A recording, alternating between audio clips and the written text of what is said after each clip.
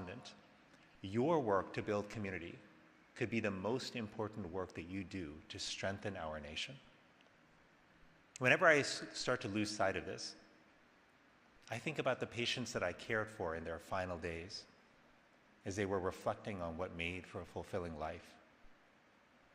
It was never the size of their bank accounts, the number of their followers, or their list of accomplishments.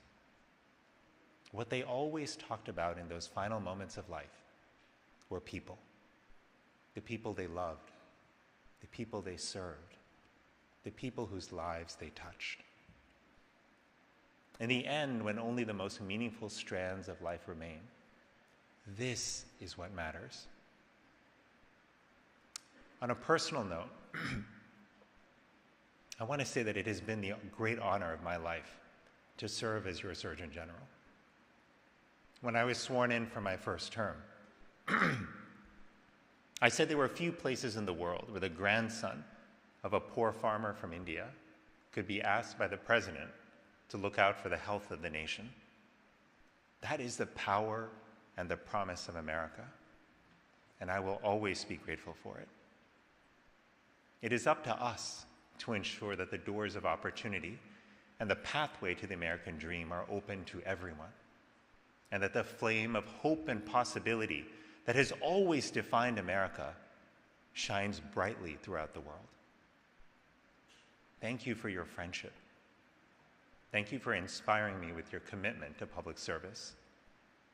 Thank you for showing me what it looks like to put people first and to serve your community. The country needs you, the mayors of America, more than ever. And our work together to build a more compassionate, hopeful, and fulfilled nation will continue. I hope that we will never forget that it is good people with hearts full of love who have the power to change the world. Thank you.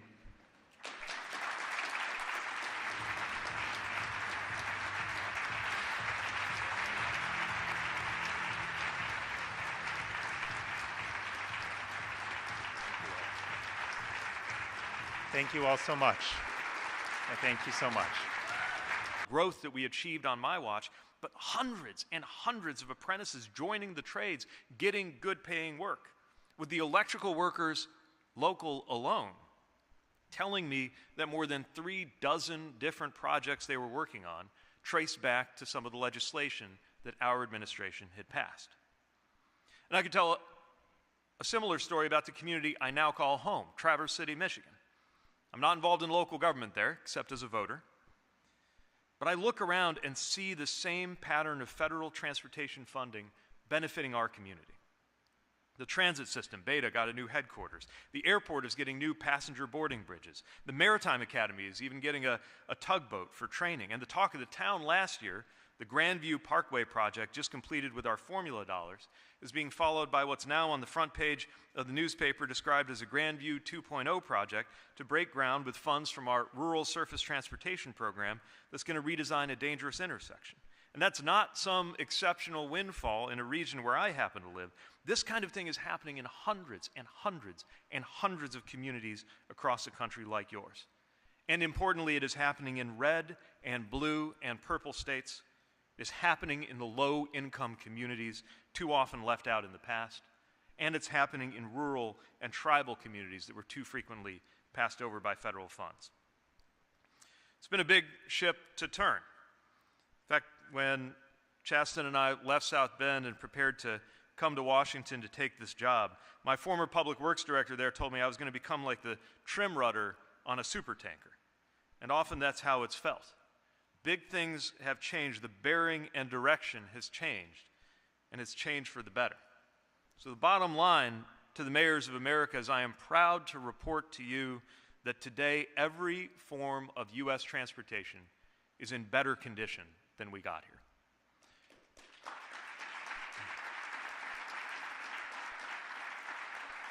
Now, of course, when we got here, things were in terrible crisis.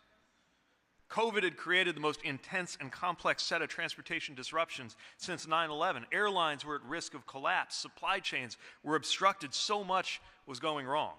When I say that we have made things better together, I don't only mean how we successfully overcame that crisis, though that would have been enough to dominate the work of an administration. But I mean, of course, something bigger. The changes that we have made to the very trajectory of our U.S. transportation systems. The trajectory of our built infrastructure is that it is at long last getting better and not worse. The backlog at long last getting smaller and not larger. The trajectory of our air traffic control hiring is that the number of controllers is finally growing and not shrinking.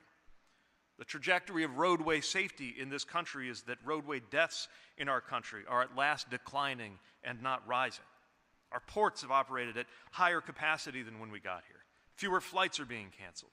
Airline passengers have more rights, as do travelers with disabilities. So do railroad workers, and the list goes on and on. And while an enormous amount of credit goes to President Biden's leadership and the work of the team that I've been so proud and privileged to lead at the U.S. Department of Transportation, so much of what we have achieved is also a credit to what we have done together in partnership with local leaders. I don't know how it's been for you, but as mayor, I found that we spent much of my first year making tough decisions, laying groundwork, setting things into motion, spending political capital, upsetting people sometimes when necessary. So that by the fourth year, the community saw the benefit, gave us some credit, and gave us running room to do more things. In the case of federal infrastructure work, as proud as I am of what we have done, I'm cognizant of the reality that 4 years has not been nearly enough. And so, while we are leaving office with transportation in this country demonstrably better than we found it, the reality is that so much remains to be done, and so much will depend on what happens next. And I don't just mean what happens next in Washington. Indeed, much of what is about to happen in America, including what is about to happen with federal infrastructure policy and funds, is not in Washington's hands, but yours. I mean that both in the specific sense of infrastructure improvement and in the broader sense of our society. On infrastructure improvement, I have to note that the nature of our work is such that so much of what we did in the first half of this decade will bear fruit mainly in the second half of this decade. Though thousands of projects are already complete, thousands more are just going into construction or still in the planning and design phases. And in so many cases, it will fall to you to deliver them. But I hope that we have set a durable, new standard of partnership for our department to support your communities in getting that done. So much depends on you. Safety outcomes, including continuing that decline, now underway for 10 quarters in a row in roadway deaths, will continue to matter for the U.S. Department of Transportation. But so much of it depends on those decisions made closer to home. And I hope you'll continue to look to ensure that your community approaches the standard that some mayors in this room have already achieved for at least 1 year of 0 roadway deaths, using better design and practices in partnership with each other and with various public and private sector partners to get that done. And as technologies now underway continue to develop, drones and eVTOLs, automated vehicles, artificial intelligence, your role will continue to matter more than ever. But when I point to the enduring importance of your leadership, respectively and collectively, I am not talking only about the trajectory of our transportation systems, but the trajectory of our society. And that's what I most want to leave you with a sense of the stakes being higher than ever, now that Chasten and I are raising our son and daughter, Gus and Penelope, to grow up and live in the world that is being created, yes, by global leaders and national leaders, but in so many ways by local leaders. Here, today, even after 4 years in Washington, doing work that, of course, I'm so proud of, I still believe more strongly than ever that societally, politically, and civically, our salvation must come from the local. All politics is local, as is often said. All politics is also an exquisitely human enterprise. And my experience has been that mayors, both in how you relate to each other and in how you relate to the public, are most attuned to this. And with social and political trust now at crisis levels in our society, you can develop the foundation of new and better forms of trust that will be needed for things to improve in this country. At a time where polarization and division dominates our national life, you, who know what it means to be a living, breathing, walking symbol of what people in your diverse and sometimes divided community all share and have in common, you will be needed more than ever to build trust and common purpose.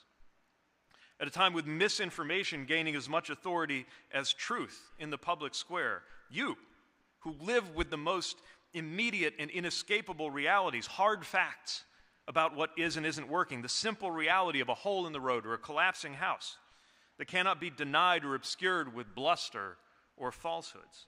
You will be needed more than ever to help people stay in touch with reality, to remind people that there is indeed such a thing as fact and fiction, and the job of leaders includes helping people sort out which is which.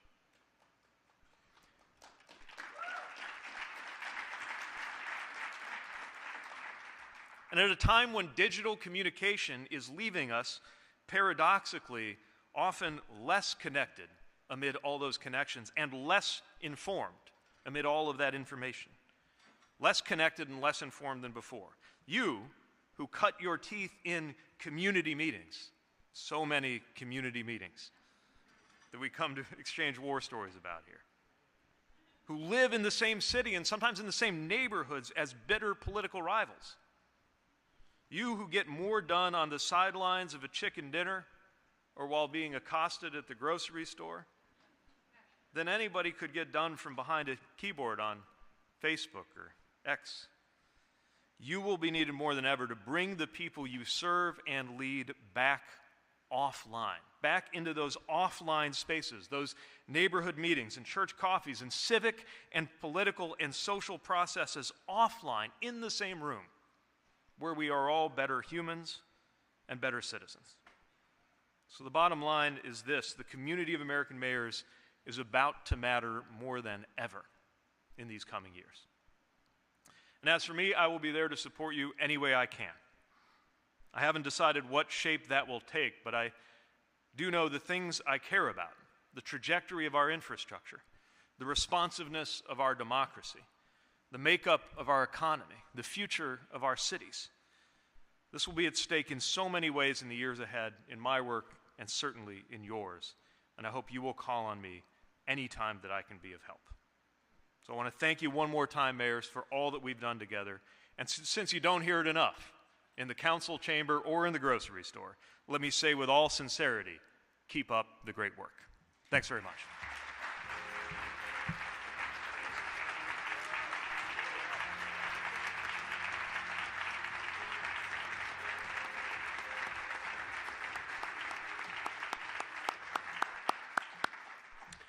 Thank you so much, Secretary Buttigieg. We're just so grateful for your incredible partnership and support throughout the years.